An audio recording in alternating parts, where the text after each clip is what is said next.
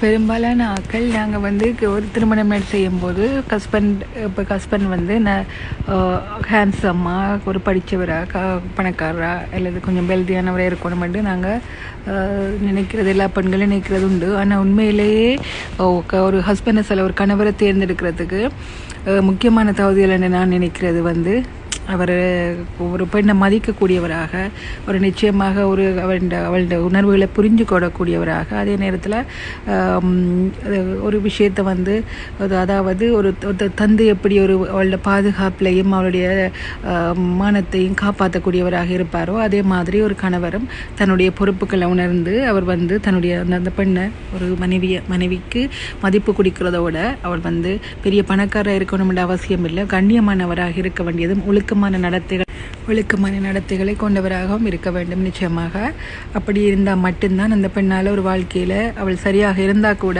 அவள் வந்து ஒரு சந்தோஷமான வாழ்க்கையை அனுபவிக்க வேண்டும். பணம் என்பது அது சம்பாதித்து கொள்ளலாம், ஆனால் ஒரு கணவர் என்ற ரீதியில் அவர் தன்னுடைய மனைவியை புரிந்து கொள்ளக்கூடியவராக இருக்க வேண்டும். அதே நேரத்தில் அவள் எவ்வளவுதான் நல்ல பழக்கம் கொண்டவளாக இருந்தாலும், ஒழுக்கமானவளாக இருந்தாலும், கணவரிடத்திலும் நல்ல பழக்க வழக்கங்கள், இவன் இந்த மது அந்த மாதிரியான விஷயங்கள், ஆல்கஹாலிக் அந்த மாதிரியான விஷயங்கள் இல்லாமல் அவர் வந்து மாது பெண்ணும் தானே இல்லையா, அந்த அவருடைய பழக்க வழக்கங்கள் ஒரு ஒழுக்கமான ஒரு மனிதராக தெரிவு செய்தால் அப்படி ஒரு கணவர் அமைஞ்சால் மட்டும்தான் அந்த பெண்ணால் சந்தோஷமான ஒரு வாழ்க்கையை அனுபவித்து கொள்ள முடியும். ஏனென்றா ஒரு பெண் வந்து முதல் பாதியை வந்து தன்னுடைய தாய் பெற்றோருடன் வாழ்கிறா.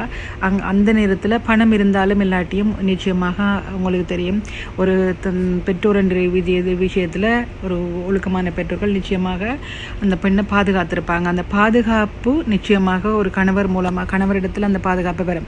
பெண்கள் எவ்வளவுதான் சுதந்திரமாக இருந்தாலும் ஒரு பெண் வந்து ஒரு தன்னை தாங்கும் கணவராக ஒரு கணவரை எதிர்பார்ப்பா. அப்படியான விஷயம் அப்படியான ஒரு கணவரை பெற்ற ஒரு பெண்கள் நிச்சயமாக ஒரு பாக்கியசாலிகள் தான் சொல்ல வேண்டும். அது எத்தனை பேருக்கு வாய்க்கும் என்று சொல்ல இயலாது. இருந்தாலும் பெண்கள் தெரிவு செய்யும் பொழுது ஒழுக்கமானவராக, ஒரு அன்பானவராக, எந்த இடத்திலும் தன்னுடைய மனைவியை தாழ விடாமல் ஒரு கைதூக்கக்கூடிய ஒரு மனிதராக, நிச்சயமாக ஒரு நல்ல மனிதராக இருக்க வேண்டும். அதுதான் ஒரு பெண்ணுக்கு ஒரு நிச்சயமான சந்தோஷமான வாழ்க்கையை அமைத்து தர முடியும் என்று நான் நினைக்கிறேன். இது எத்தனை பெண்களுக்கு புரியுதுன்னு தெரியல, பட் அதுதான் உண்மையும் கூட.